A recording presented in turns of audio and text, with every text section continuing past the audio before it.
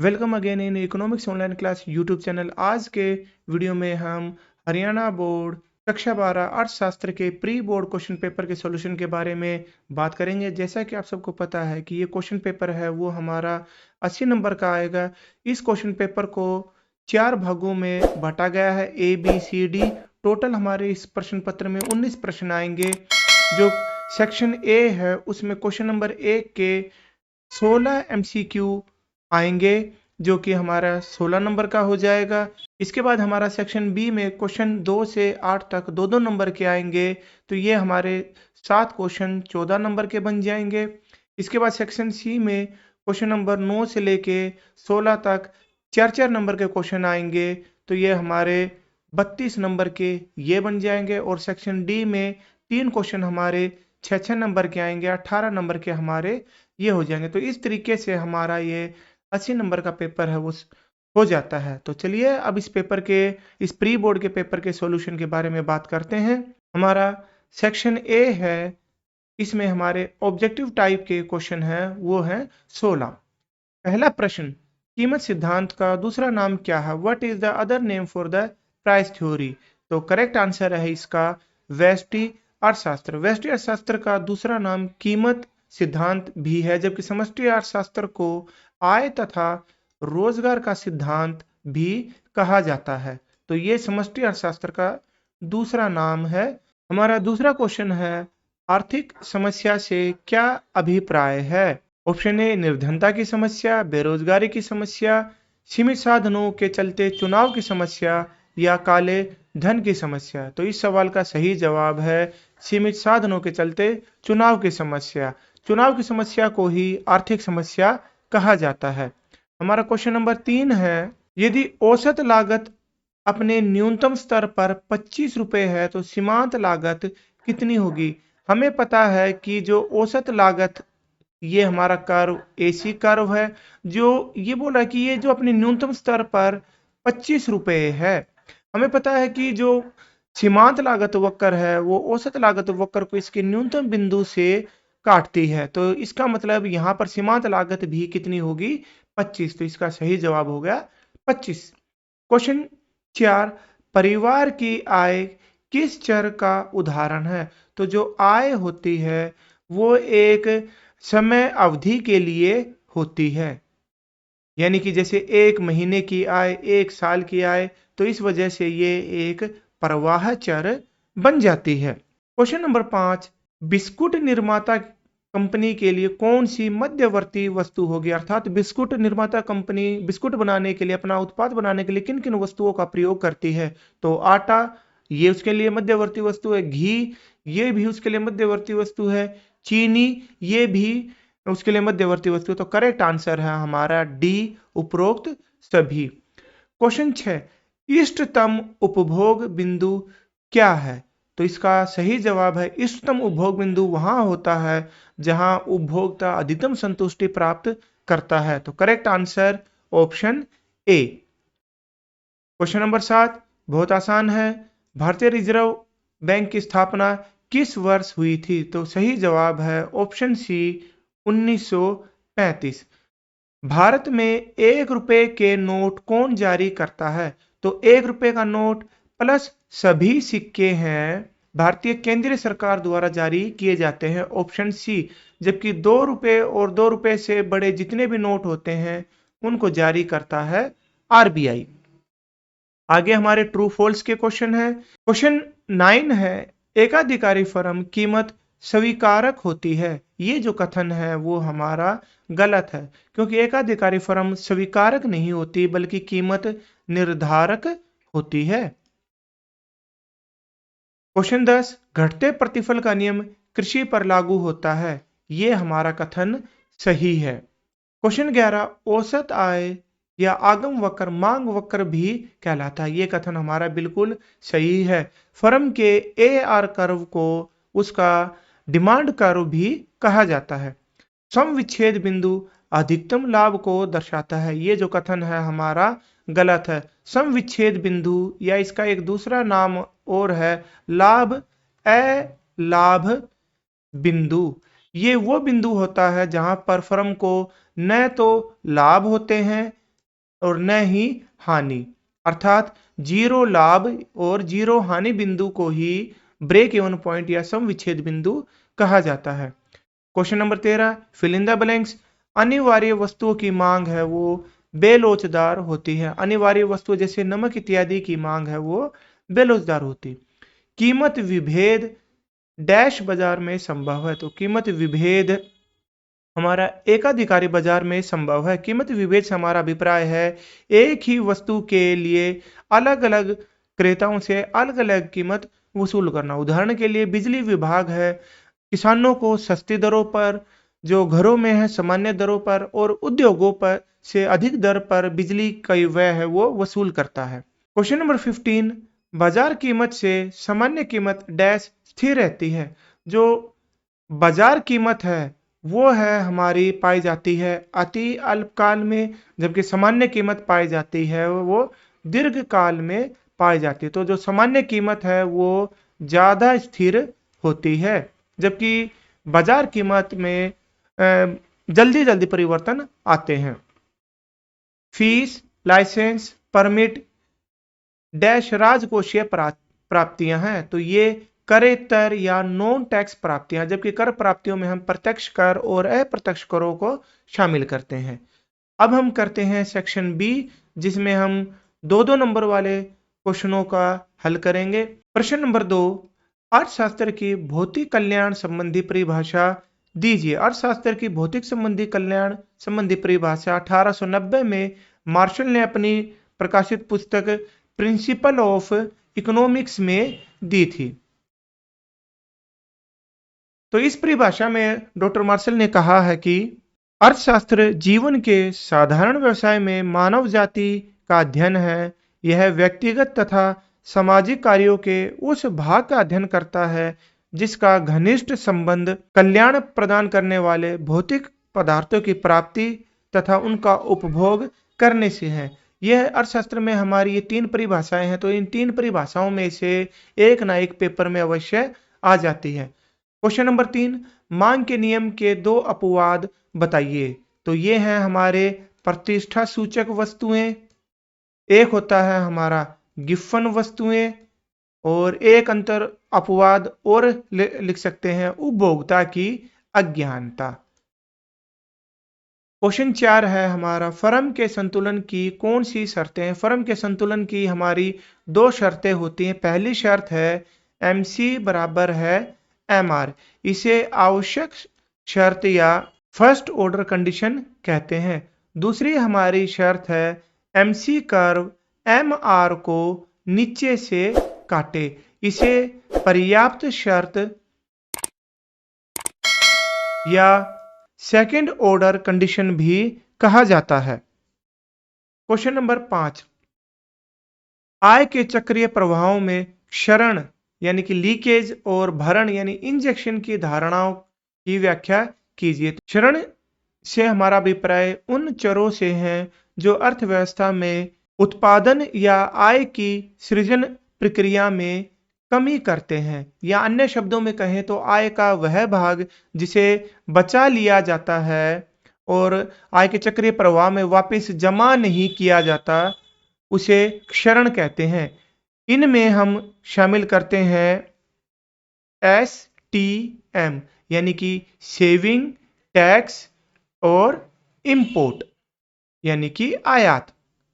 जबकि जो भरण होते हैं, भरण इसका उल्टा, भरण से हमारा अभिप्राय उन चरों से है जो अर्थव्यवस्था में आय या उत्पादन की प्रक्रिया में वृद्धि करते हैं। इसमें हम शामिल करते हैं IGX यानी कि I for investment, G for government expenditure सरकारी व्यय, और X फॉर एक्सपोर्ट। तो ये हो गए हमारे इंजेक्शन एंड लीकेज।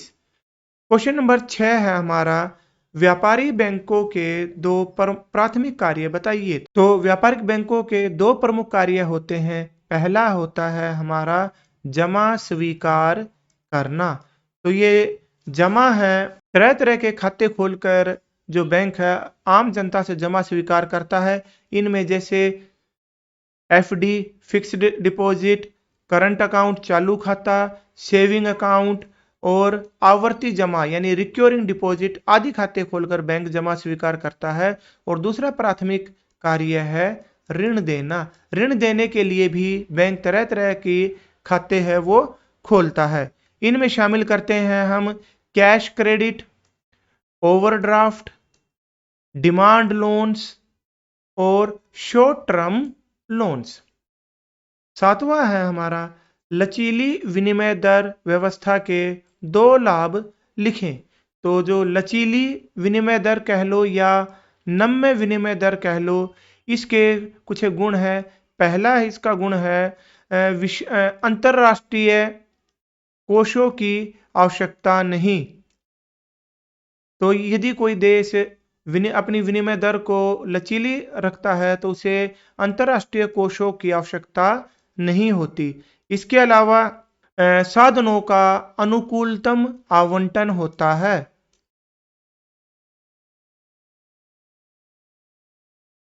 इसके अलावा हम इसमें लिख सकते हैं जोखिम पूंजी को प्रोत्साहन मिलता है। तो ये हमारे कुछ एक लाभ हैं नम्य विनिमय प्रणाली के। आगे बढ़ते हैं। क्वेश्चन नंबर 8 न्यूमेरिक है। एक सरकारी बजट का प्राथमिक घाटा जिसे हम बोलते हैं पीडी प्राइमरी डेफिशिएट है वो 7500 करोड़ रुपए है तथा ब्याज का भुगतान है वो 800 करोड़ रुपए है। राजकोषीय घाटा ज्ञात कीजिए। हमें पता है कि जो प्राथमिक घाटा होता है वो होता है हमारा राजकोषीय घाटा माइनस ब्याज का भुगतान। तो यहां पर जो वैल्यू दे रखी वो हम डाल देंगे। प्राथमिक घाटा ये बता रहा है हमारा 7500 करोड़। राजकोषीय घाटा हमें पता नहीं, जबकि ब्याज का भुगतान है वो 800 करोड़ है। तो इससे हमारा राजकोषीय घाटा है वो आ जाएगा 7500 जमा 800, ये आ जाएगा हमारा 8300 करोड़। अब हम सेक्शन सी की तरफ जाएंगे जिसमें हमारे 4 नंबर के क्वेश्चन हैं। तो देखते हैं इसको। पहला है हमारा कारक के प्रतिफल और पैमाने के प्रतिफल में क्या क्या अंतर है। तो इनमें कुछ एक अंतर लिख सकते हैं हम। तो पहला है समय अवधि। कारक के प्रतिफल हैं वो अल्पकाल में लागू होते हैं, जबकि पैमाने के प्रतिफल हैं वो दीर्घकाल में लागू होते हैं। इनमें जो कारक अनुपात है, कारक के प्रतिफल में कारक अनुपात है वो परिवर्तनशील होते हैं, जबकि दीर्घकाल में जो कारकों के मध्य अनुपात है वो स्थिर रहता है। इसके अलावा इसमें हम लिख सकते हैं कारक के प्रतिफल में कम से कम एक साधन है वो अवश्य स्थिर होता है, जबकि दीर्घकाल में सभी साधन परिवर्तनशील होते हैं। कारक के प्रतिफल की मान्यता है कि उत्पादन के पैमाने में कोई परिवर्तन नहीं होता, जबकि पैमाने के प्रतिफल में उत्पादन का पैमाना अवश्य ही बदलता है। तो इस तरीके से हम कारक के प्रतिफल और पैमाने के प्रतिफल में अंतर स्पष्ट कर सकते हैं। आगे है हमारा एकाधिकार से क्या अभिप्राय है। इसकी 3 विशेषताओं का वर्णन करो। What do mean by monopoly. Mono शब्द का अर्थ होता है एक और पोली का अर्थ होता है विक्रेता। अर्थात एकाधिकार बाजार की वह स्थिति है जिसमें केवल एक ही विक्रेता होता है और उस विक्रेता द्वारा बेची गई वस्तु का कोई निकटतम स्थानापन्न नहीं होता। तो इसकी विशेषताएं हम लिख सकते हैं। तो मैं इसको थोड़ा साइड में लिख रहा हूं। जैसे कि केवल एक विक्रेता और अनेक क्रेता। इस बाजार में विक्रेता केवल एक होता है। दूसरा है इसमें इस बाजार में विक्रय लागत का अभाव पाया जाता है। तीसरा एकाधिकारी बाजार में जो वस्तु का निकटतम स्थानापन्न है वो नहीं पाया जाता, स्थानापन्न है वो नहीं होता। चौथा पॉइंट इसमें लिख सकते हैं एकाधिकारी बाजार में कीमत विभेद की संभावना होती, जिसे हमने अभी थोड़ी देर पहले एक्सप्लेन किया था।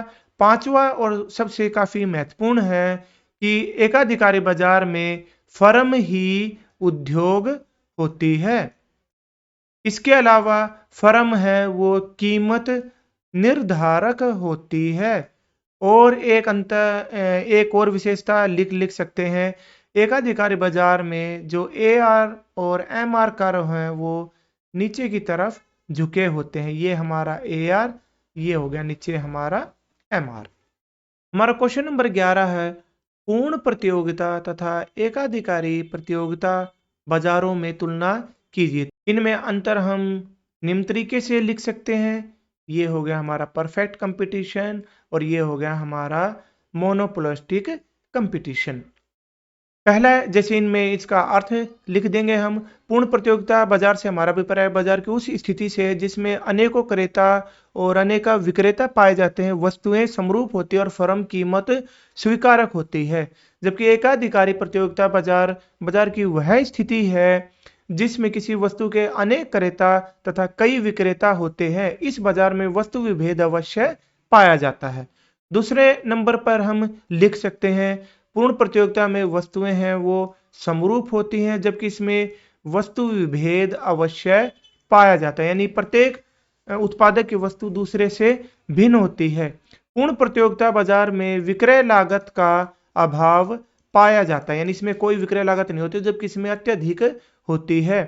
पूर्ण प्रतियोगिता में फर्म है वो कीमत स्वीकारक होती है, अर्थात फर्म का कीमत पर कोई नियंत्रण नहीं होता। जबकि एकाधिकारी प्रतियोगिता में फर्म का आंशिक नियंत्रण है होता है, यानी फर्म अपने उत्पाद का जो कीमत है नियंत्रण कर सकती है।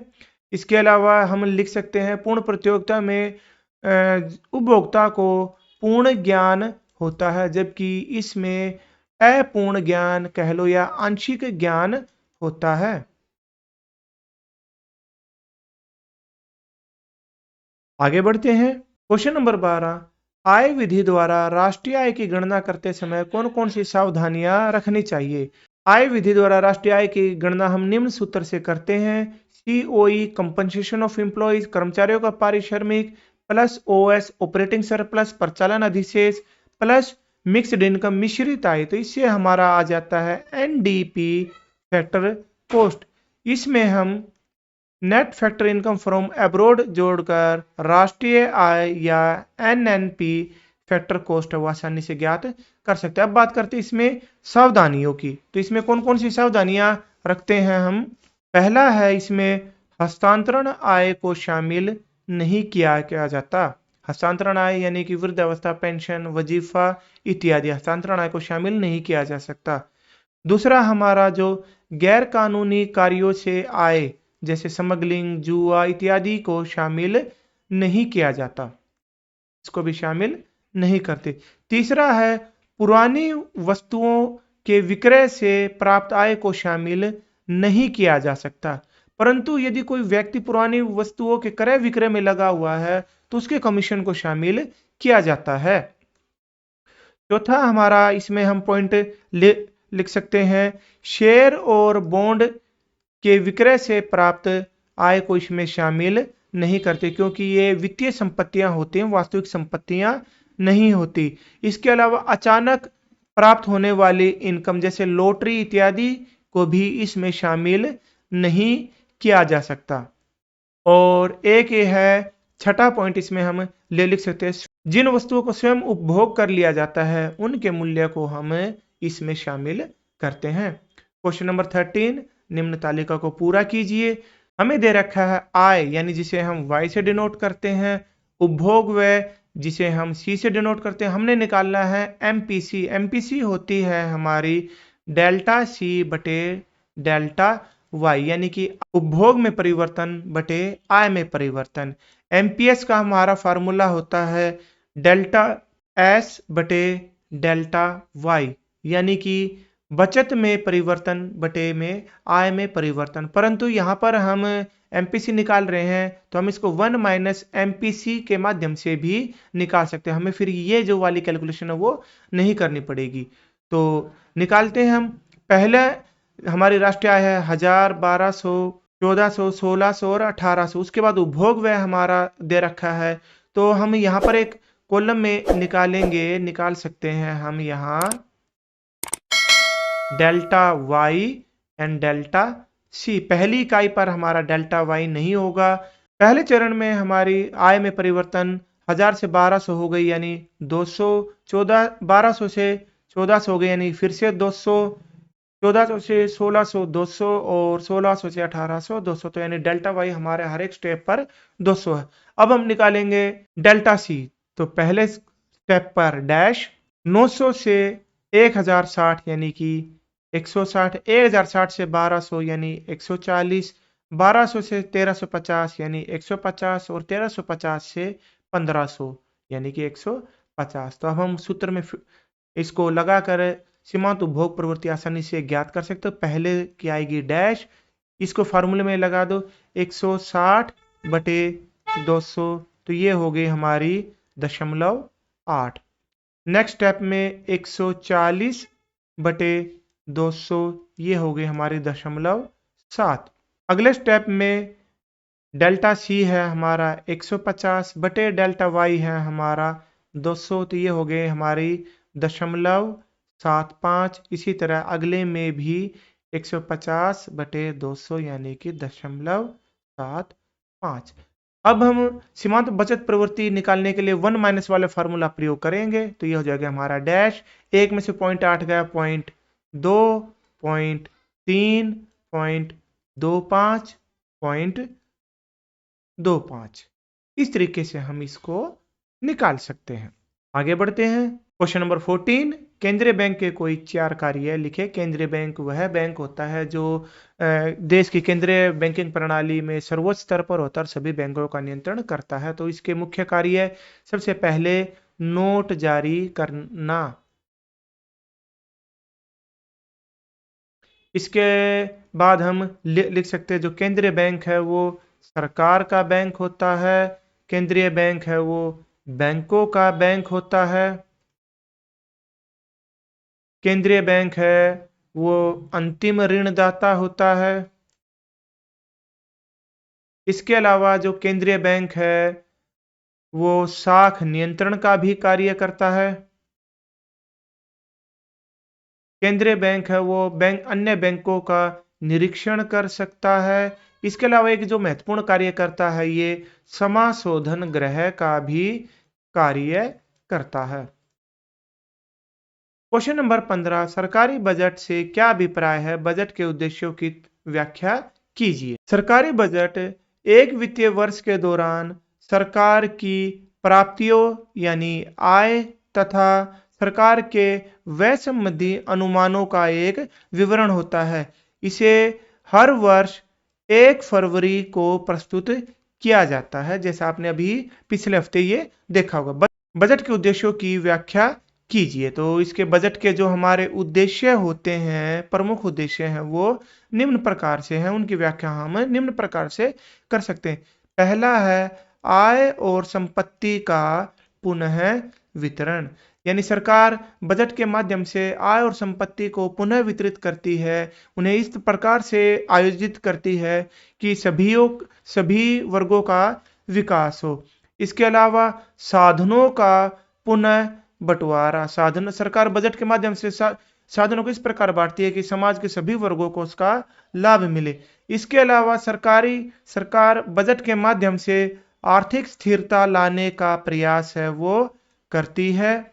और साथ ही सरकार है बजट के माध्यम से जो सार्वजनिक उद्यम है, जो सार्वजनिक कंपनियां हैं, उनका प्रबंध करती है। और इसमें हम एक लिख सकते हैं कि सरकार बजट के माध्यम से जो आर्थिक विकास के लक्ष्यों को प्राप्त करने का प्रयत्न करती है। तो ये हो गए हमारे सरकारी बजट के उद्देश्य। व्यापार शेष और भुगतान शेष में अंतर स्पष्ट कीजिए।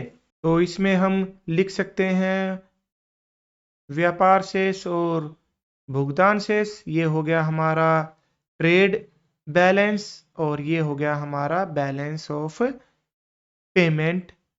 तो ट्रेड बैलेंस है वो व्यापार शेष है वो एक संकुचित अवधारणा है, जबकि बैलेंस ऑफ पेमेंट है भुगतान शेष है वो एक विस्तृत अवधारणा है। इसमें केवल व्यापार शेष में केवल हम दृश्य मदों को शामिल करते हैं, जबकि भुगतान शेष में हम दृश्य, अदृश्य तथा एक पक्षीय जो हस्तांतरण होते हैं इन तीनों को शामिल करते हैं। इसके अलावा हम इसमें लिख सकते हैं कि व्यापार शेष संतुलित और असंतुलित दोनों हो सकता है, जबकि भुगतान शेष सदैव संतुलित होता है। एक इसमें अंतर और हम ऐड कर सकते हैं कि व्यापार शेष का जो घाटा है उसको हम भुगतान शेष के घाटे से समायोजित कर सकते हैं, परंतु भुगतान शेष के घाटे को व्यापार शेष के घाटे से समायोजित नहीं कर सकते।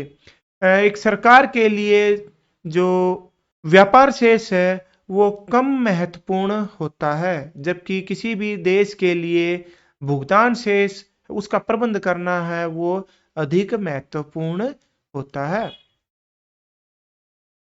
अब आ गए हमारे ये 6 नंबर वाले क्वेश्चन। आसान है, इनको आप आसानी से देख सकते हैं, फिर भी मैं आपको थोड़ा सा सरल शब्दों में बता देता हूँ। मांग की कीमत लोच से क्या अभिप्राय है कि भाई किसी वस्तु की कीमत में परिवर्तन होने से उसकी मांग में जो परिवर्तन आता है उसके माप को ही मांग की कीमत लोच कहा जाता है।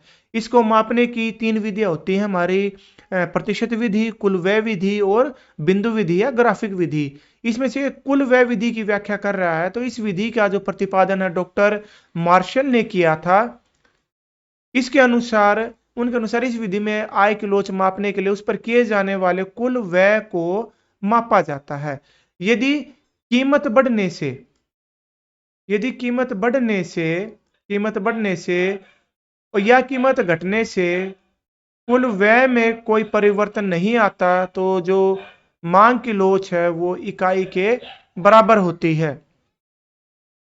यदि कीमत बढ़ने से कुल व्यय बढ़ जाए और कीमत घटने से कुल व्यय घट जाए तो हमारी जो मांग की लोच इलास्टिसिटी ऑफ डिमांड है वो हमारी 1 से कम होती है।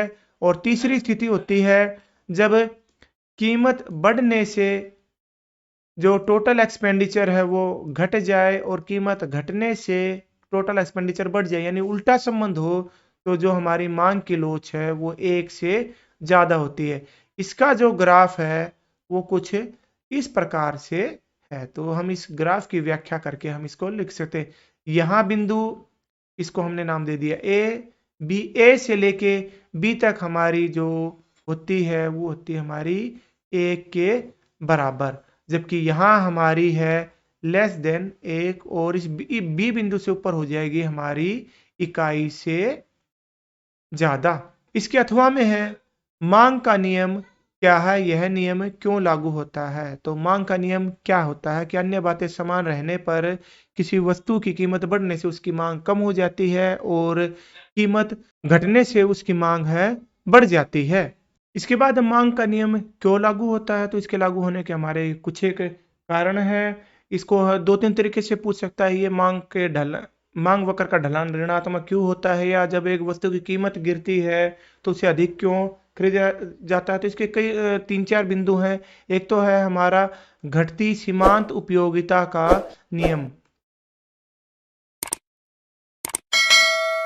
इसके अलावा जो होता है हमारा आय प्रभाव होता है कि भी कीमत घटने से उपभोक्ता की जो वास्तविक आय है वो बढ़ जाती है। तीसरा है हमारा प्रतिस्थापन प्रभाव। स्थानापन्न वस्तुओं में जब एक वस्तु की कीमत गिरती है तो दूसरी की तुलना में सस्ती हो जाती है, तो इस वजह से भी उसकी मांग है वो ज्यादा की जाती है। उपभोक्ता समूह का आकार भी मांग के नियम के लागू होने का कारण होता है। और एक और अंतर होता है इसमें विभिन्न उपयोग। यदि एक वस्तु के एक से ज्यादा उपयोग होते हैं उनकी वजह से भी मांग का नियम लागू हो जाता है। तो आप इनको अपनी पुस्तक में आसान विस्तार से देख लेंगे। पूर्ण प्रतियोगिता क्या है। पूर्ण प्रतियोगिता में अल्पकालीन स्थिति में फर्म के संतुलन की व्याख्या करें। तो पूर्ण प्रतियोगिता क्या है। पूर्ण प्रतियोगिता बाजार की वह स्थिति होती है जिसमें अनेकों क्रेता और अनेक विक्रेता होते हैं, वस्तुएं समरूप होती है। ये हम ऑलरेडी इस बारे में पढ़ चुके हैं। पूर्ण प्रतियोगिता में अल्पकालीन फर्म स्थिति में फर्म के संतुलन की व्याख्या करें तो अल्पकाल में फर्म को 3 स्थितियां हो सकती हैं।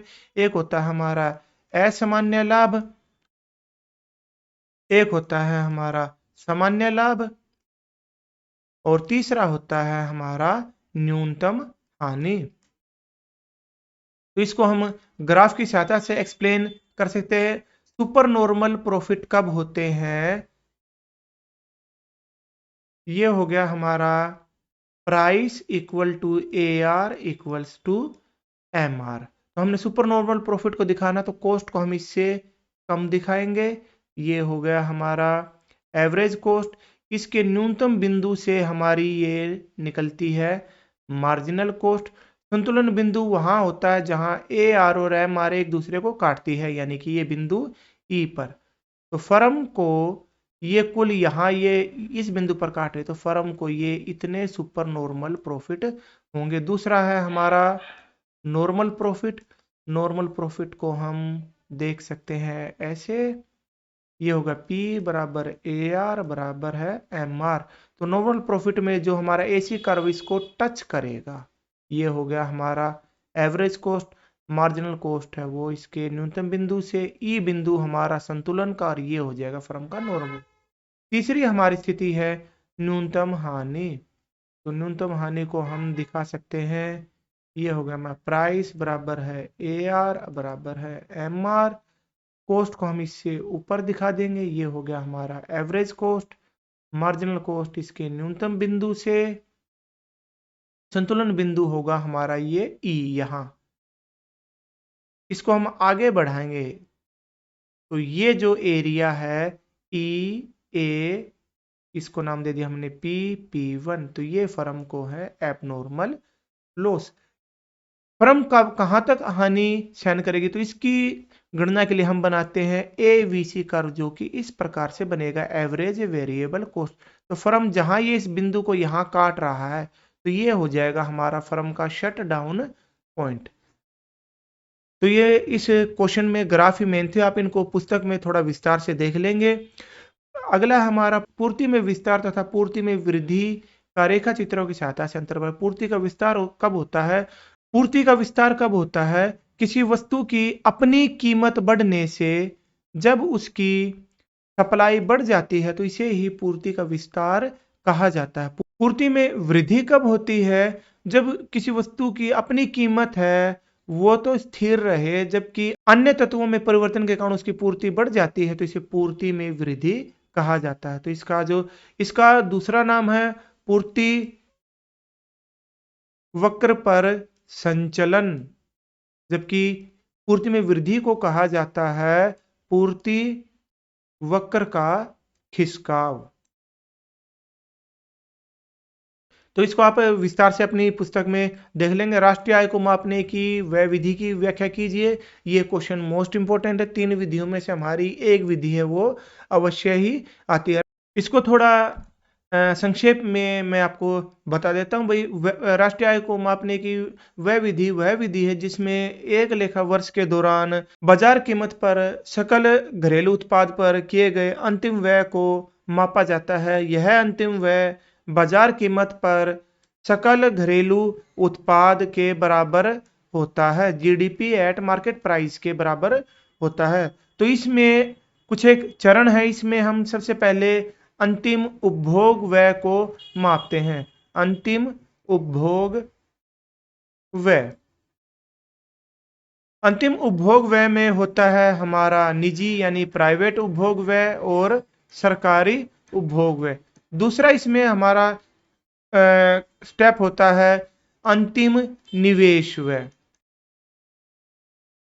अंतिम निवेश व्यय में होता है हमारा सकल स्थायी पूंजी का निर्माण।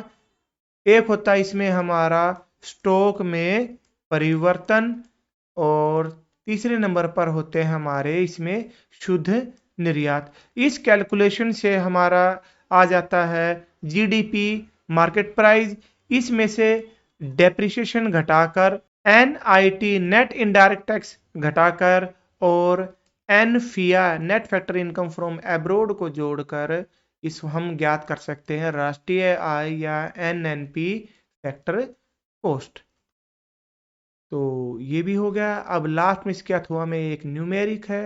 ये पूरा क्वेश्चन निम्न आंकड़ों की सहायता से राष्ट्रीय आय है वो ज्ञात कीजिए। तो वेतन, मजदूरी, सामाजिक सुरक्षा, लाभ, ब्याज, अप्रत्यक्ष कर। तो आंकड़ों को देखने से हमें पता चल जाता है कि ये हमारा आय विधि का सवाल है। और आय विधि में हमने पढ़ा था compensation of employees plus operating surplus plus mixed income, यहां से हमारा आ जाएगा एनडीपी फैक्टर कॉस्ट, उसमें हम जोड़ेंगे एनफिया, तो हमारा आ जाएगा एनएनपी फैक्टर कॉस्ट। तो कंपनसेशन ऑफ एम्प्लॉय में होता है वेतन, मजदूरी, सामाजिक सुरक्षा किस्म के रूप में वेतन। ऑपरेटिंग सरप्लस होता है हमारा वेतन को छोड़कर यानी मजदूरों को छोड़कर लगान, ब्याज और लाभ, ये होता है हमारा ऑपरेटिंग सरप्लस। मिश्रित आय तो देखते वेतन और मजदूरी, ये सीओई पार्ट का है तो इसे हम शामिल करेंगे, ऐड करेंगे।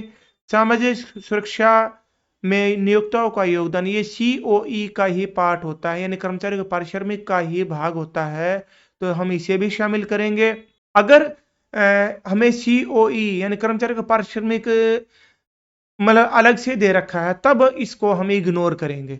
लाभ ऑपरेटिंग सरप्लस का हिस्सा है इसलिए ऐड, ब्याज ऑपरेटिंग सरप्लस का हिस्सा ऐड, अप्रत्यक्ष कर का यहां पर कोई काम नहीं है, अनुदान का कोई काम नहीं है, रेंट ऑपरेटिंग सरप्लस जमा, मिश्रित आय मिक्स्ड इनकम अभी फार्मूले में हमने देखा ही है, घिसावट व डेप्रिसिएशन का कोई काम नहीं, शुद्ध निर्यात का भी हमारा कोई काम नहीं, और लास्ट में है हमारी एनफिया यानी कि 120, ये प्लस हो जाएगा तो हमारी राष्ट्रीय आ जाएगी 180 जमा 45 जमा 50 जमा 35, उसके बाद 15, 120 और एक बार फिर से 120, ये आ जाएगा हमारा 565 करोड़ रुपए। तो आशा है विद्यार्थियों आपको ये जो सॉल्यूशन है वो अच्छे से समझ में आ गया होगा। फिर भी यदि कोई आपकी डाउट है तो आप कमेंट में लिख सकते हैं। कृपया इस वीडियो को अपने दोस्तों के साथ अवश्य शेयर करें। Economics online class YouTube channel से जुड़े रहने के लिए आप सबका धन्यवाद। जय हिंद, जय भारत।